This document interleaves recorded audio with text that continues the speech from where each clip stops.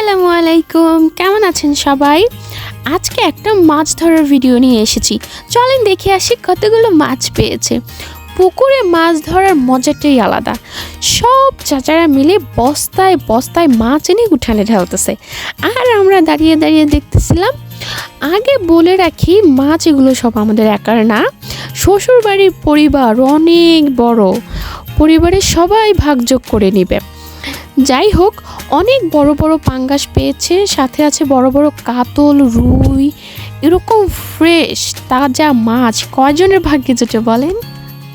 আমার বিয়ের পর থেকেই আমি এই জিনিসটা খুবই এনজয় করি। আর আরেকটা জিনিস আমার খুবই ভালো লাগে, সেটা হচ্ছে সবার সাথে সবার খুবই সুসম্পর্ক, মানে আন্তরিকতা প্রচুর। এনাদেরকে মাছ কাটায় মনে হয় না কেউ হারাতে পারবে। আধা ঘন্টায় এতগুলো মাছ কেটে ফেলেছে।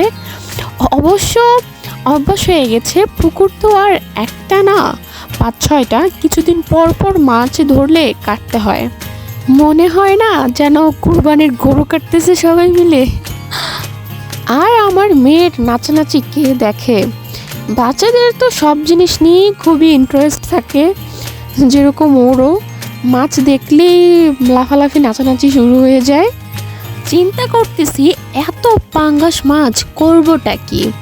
বাসার কেউই পাঙ্গাস খায় না, শুধু আমার আর মেয়ের খেতে হয়।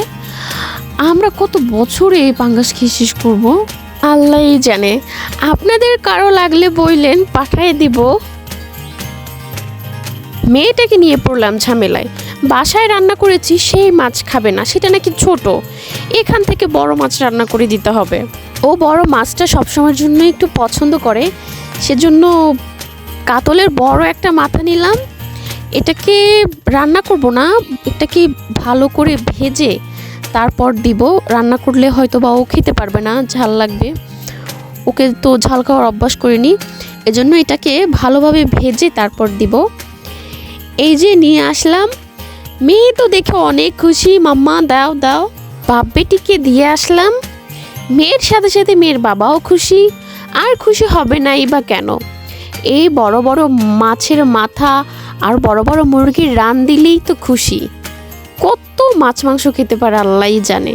কিছুক্ষণ পর এসে দেখি, মানে মাথার জায়গায় নাই, সব ওর বাপার পেটে। সবাই মাশাআল্লাহ বলবেন মেয়ের জন্য।